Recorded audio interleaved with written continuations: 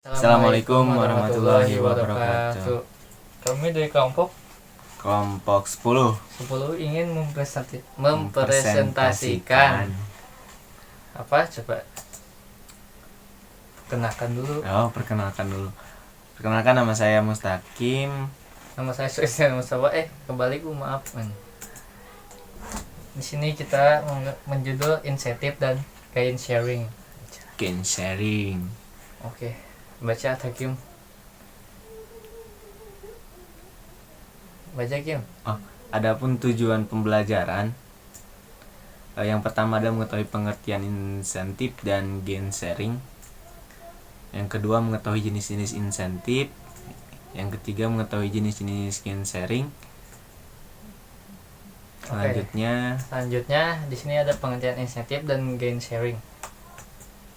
Insentif sebagai salah satu bentuk kompensasi perusahaan kepada pekerjanya, didasarkan pada kinerja yang ditunjukkannya.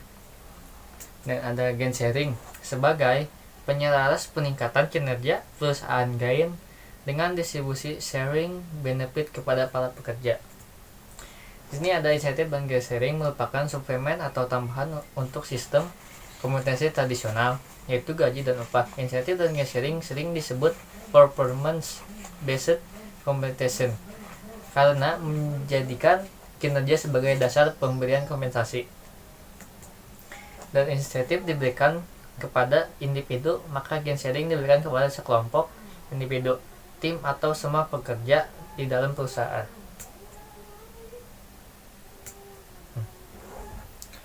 Dan adapun jenis-jenis insentif, yang pertama adalah piecework insentif, diberikan berdasarkan jumlah output yang dihasilkan pekerja. Misal, seorang pekerja di perusahaan garmen akan diberikan insentif sebesar 1.000 untuk setiap baju yang berhasil dihasilkannya.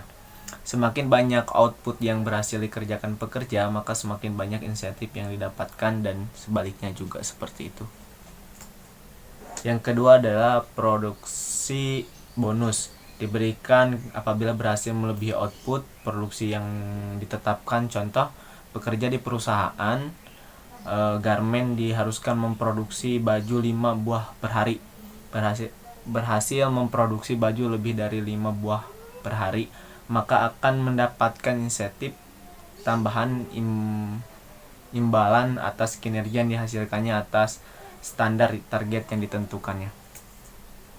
Yang ketiga adalah komisi, diberikan insentif yang sering digunakan dengan jumlah barang berhasil dijual. Yang keempat, merit, diberikan kepada pekerja yang bekerja dengan baik dengan cara memberikan kinerja gaji, presentasi kenaikan gaji yang akan diperoleh sebagai hadiah atas kinerjanya. Yang kelima, pay for knowledge and pay for skill, diberikan karena pekerja memiliki pengetahuan dan keahlian yang lebih tinggi. Kompensasi diberikan bukan pekerja, tetapi didasarkan pada pekerjaan yang bisa dilakukan pekerjanya. Yang keenam adalah monetary incentive, diberikan tidak dalam bentuk uang tetapi dalam bentuk lain yang bisa memacu individu untuk bekerja secara optimal, seperti hadiah liburan, plakat, cuti dibayar, dan lain-lainnya. Di sini ada jenis-jenis gain sharing. Yang pertama, employee ownership adalah salah satu kebiasaan gain sharing yang populer bagi banyak perusahaan. Pekerja diberikan kesempatan untuk membeli saham perusahaan, sehingga pekerja otomatis juga menjadi pemilik perusahaan. Sistem ini dianggap baik karena pekerja kemudian terpacu untuk berkinerja dengan baik karena ia juga sekaligus menjadi pemilik perusahaan. Yang kedua, production sharing plan. Program ini para pekerja akan mendapatkan bonus apabila berhasil melebihi target-target produksi yang telah ditetapkan oleh perusahaan. Bonus tidak diberikan hanya pada satu pekerja, tetapi kepada semua pekerja yang terlibat dalam proses produksi. Yang ketiga, profit sharing plan. Kebijakan ini, perusahaan membagikan keuntungan yang diperoleh kepada para karyawan. Hal ini bertujuan untuk memacu pekerja untuk berkinerja dengan baik dan lebih baik lagi demi keuntungan perusahaan semakin meningkat karena keuntungan perusahaan akan dibagikan kepada semua pekerja. Yang keempat, cost reduction plan.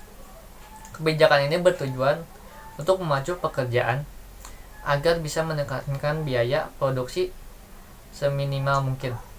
Sisa biaya produksi penghematan kemudian akan dibagikan kepada para pekerja.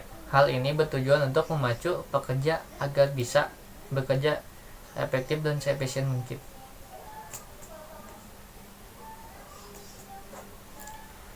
Dan adapun suplemen pemberian insentif dan bonus kepada karyawan.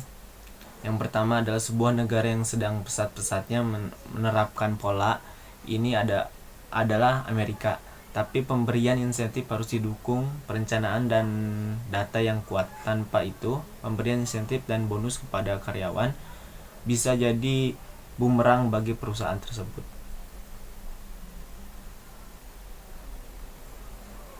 Terima kasih. Dan jangan lupa tetap di rumah. Makasih, Bu. Bu.